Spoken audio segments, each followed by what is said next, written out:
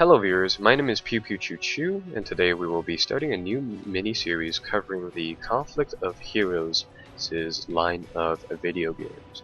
So in the first little section here, we're going to be taking a look at the 2012 release of Conflict of Heroes Awakening the Bear, which is a video game adaptation of the board game titled the same Conflict of Heroes Awakening the Bear, originally published by Academy Games. So a little bit about the game as we just kind of go through the menus, take a look at all the scenarios within the video game adaptation. Conflict of Heroes is it's a tactical level war game that's meant to be fun, fast, and easy to get into and play, but hard to master. So we have quite a lot of different scenarios here, and we're actually just going to be jumping right on into the game by playing the first scenario inside Awakening the Bear, which is number 1 here, Partisans. Now, I believe everything inside this little section here is the original scenarios that's actually included inside the board game, whereas the additional stuff here, such as the Frontier Firefights and the Commanding Heights series, is actually completely new, although I'm not sure about that, seeing as how I'm not a big board game fan. I usually don't have the time to play those. So we're starting a new game, and we're going to be playing as the Germans inside this scenario. The Russians have taken up a position along our supply routes over here, and our objective for the day is to eliminate the Russians at this road junction presented on this map and take the victory location away from them. So without further ado, let's begin. Feel free to go back and read the briefing, however, I'm actually just going to jump right on into the gameplay. So first and foremost, we need to deploy our troops, and we have 2 German rifle squads and 2 LMG-34 squads. The game is presented, like I said earlier, inside a way that's really accessible and just really fun and fast paced. So I'm just going to go through and explain the game mechanics as we play along. So I'm going to deploy our troops right here. I'm going to deploy most of my infantry units near this little route of advance, simply because it has quite a lot of cover for our infantry along this light woodland terrain. And inside the upper portion of this map, the northern portion of the map, I'm going to deploy a single LMG squad. So first and foremost, let's get our units to move forward. So let's get this unit to swerve its way up into this little forested top right here. Our units' statistics are listed here. Our German infantry squad has 5 action points left, so it can move 5 more hexes, or do some sort of movement or some sort of action using that. We have 2 attack versus unarmored targets, 0 attack versus armored targets. Fire cost and AP is 3, so we'll only be able to fire 1 shot with this unit this turn. It has a range of 5, which actually extends to 10. However, we do lose all of our firepower if we go to 10. So in reality, we do have 5. Although with some units with more firepower, I guess you could go double the range amount. Frontal armor defense is 12, and flank defense is 11.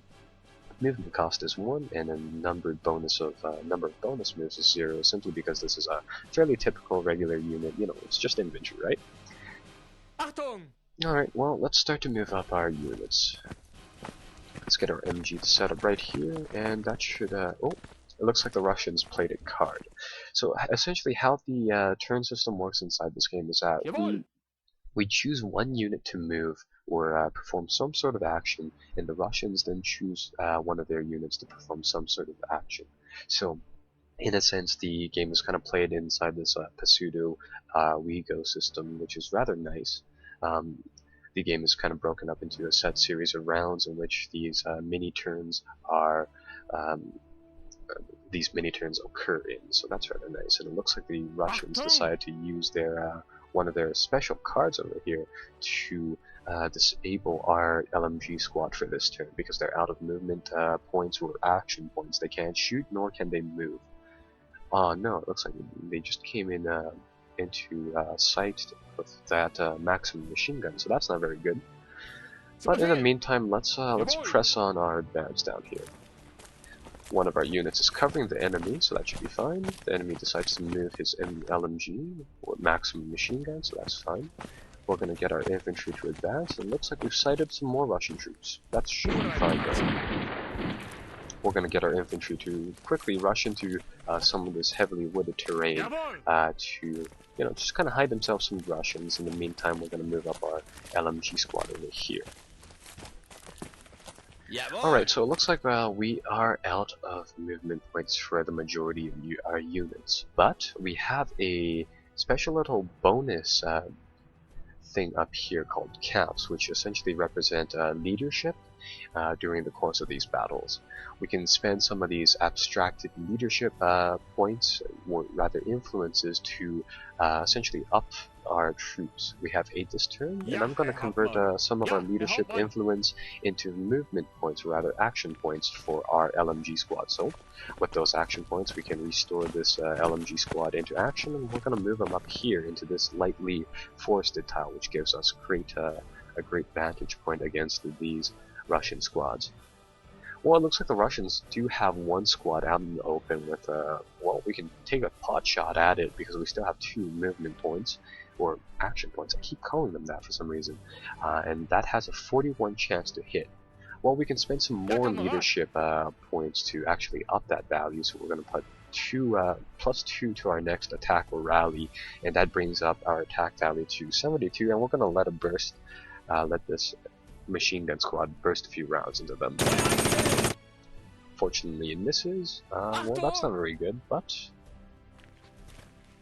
we're just going to spend this turn moving some of our troops into this tile once again, and I think that'll be the end of the first turn. Looks like the MG, the maximum unit, decides to put a burst into our LMG over here. It's a good thing that it did not hit. However, now we have to choose whether or not to return fire. Now it looks like they're inside a heavily forested tile, so they'll be getting +2 defense, and that'll lower our ability to hit them successfully to 16%. I'm going to see if I can add 2 to our leadership with our caps points and bumps that to a chance to hit to 41 points, which isn't bad. So I'm going to try to put some fire onto them. And it looks like that was a good hit. So in the board game, all of this would be represented, of course, by dice rolls. However, inside the board game, obviously all of that is handled automatically. It looks like we've hit the enemy forces, and we've actually caused some damage, although we don't know what type of damage we've caused. The only thing we do know is that this unit should be shaken right now, so it can't necessarily do anything. Well, since that's that, we're going to get our MG over here to actually put some fire down onto these Russian infantry squads, because we do need to eliminate them to get to that victory point, represented by this gigantic flashing red badge. So it looks like we got a nice shot off, suppressed one squad, and did some damage to them. Now this MG could in theory fire again, so we're gonna put some more of these caps points into them again, so that we can hopefully suppress this unit as well. As you can see here, as we are doing our moves, the Russians are also doing their own. They're moving their rifle squad up to, kind of close the distance with us. Because they're going to do that, I guess we're going to have to react to that.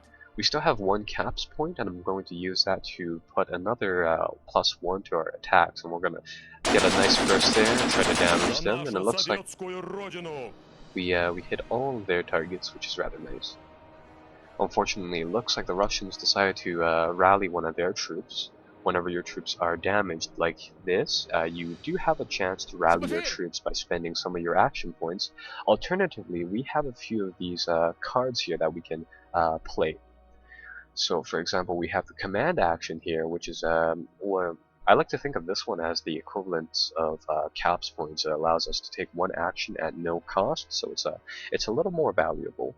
We have the rally attempt, which allows us to essentially try to rally a unit for free. Normally you had to pay a cost of 5 action points to try to rally, and that obviously bears the chance of failing. And we also have another card called Auto Rally, which auto rallies our units. Now, I actually haven't seen this card before, so I'm not necessarily sure what the 2 caps for APs is all about. But for now, we're going to get this squad to move up to the forest here, the forest edge here, and just cover the point. We still have 4 more rounds to go, so I'm not necessarily worried about running out of time.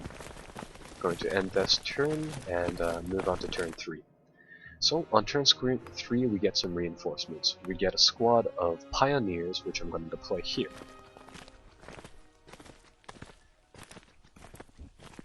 Looks like they're moving their infantry squad up to meet us. We gain another victory. We get another card, sorry, not another victory location, but I'm actually going to use the sniper to, well, no, never mind, I don't think I'll be using the commander just yet. I'm actually going to get the LMG squad to put down some more fire onto their infantry. Let's start off here. Unfortunately, they missed.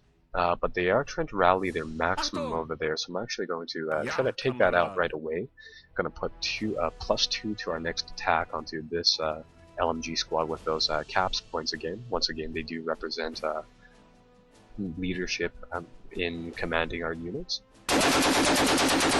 But the burst in them didn't necessarily do any damage, unfortunately. I'm going to give them another 2 points and get them to try again.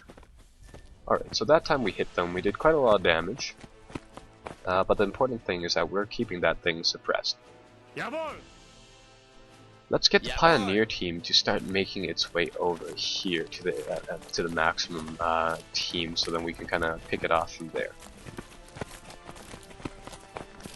Looks like the Russians have some sort of infantry squad down over there, yeah? Because their infantry squad is out in the open, I'm going to get my LMG to fire on them if we can. It doesn't look like we have line of sight, so we're just going to choose another target, destroy that squad, and I believe now would be a really good time to actually play this command action card. I kind of want to keep my caps points simply because I want to really move up these pioneers and really engage this maximum unit right now.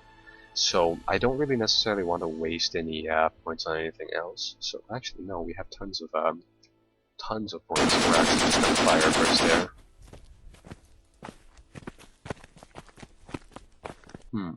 Zu Befehl!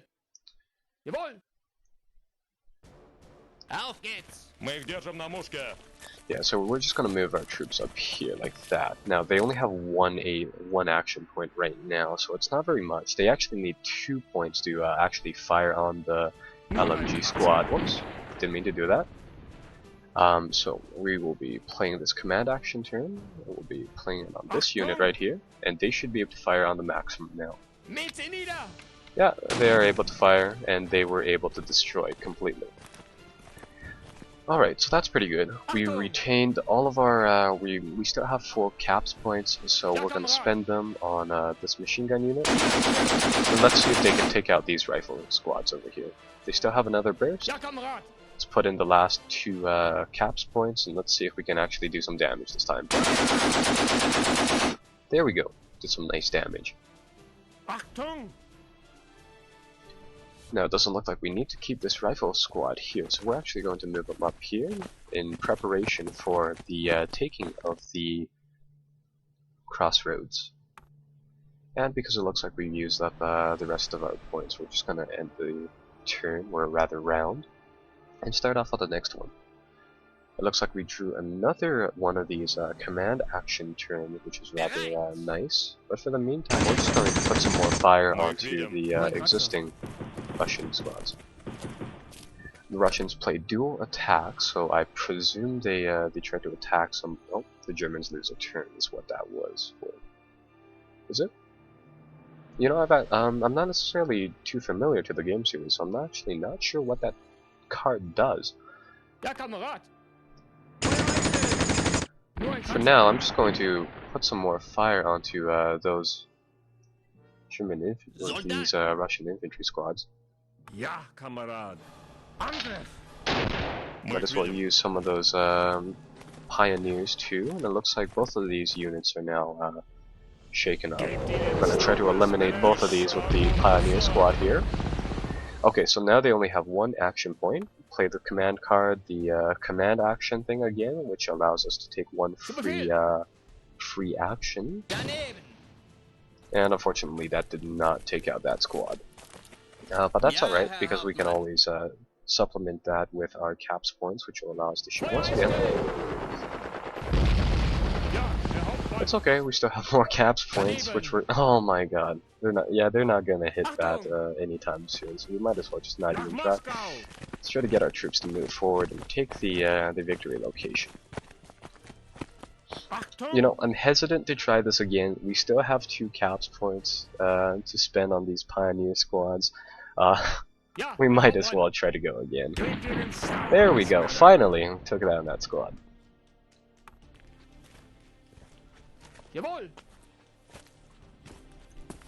Alright, so there we go.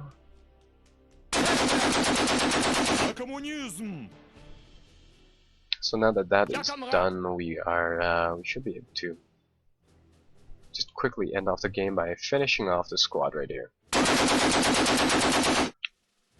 Putting a lot of fire on that squad, but they're not destroyed yet, so we're going to put 2 caps points in there and really speed up the process. Oh, looks like they don't have enough.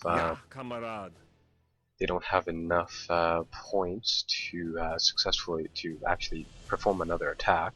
I'm going to use the caps points as bonuses to our attack again, but I'm going to play another one of those command action cards just to kind of finish them off really fast. There we go. Now that unit is destroyed. And that, well, that is almost a flawless victory for us. I don't believe they actually took down any of our units, however they did occupy that hex for quite some time, so they do get a few of these, like, they do get some points for effort. Well, that's the first scenario inside Conflict of Heroes Awakening the Bear. So as you saw there, it was a fairly fast-paced scenario. It was fairly simple, but in a competitive match that could have been quite intense. I'll see you guys next time where we cover another scenario, preferably an armored one too. I'll see you guys then. Be sure to like and subscribe, and always comments are welcome. Bye bye.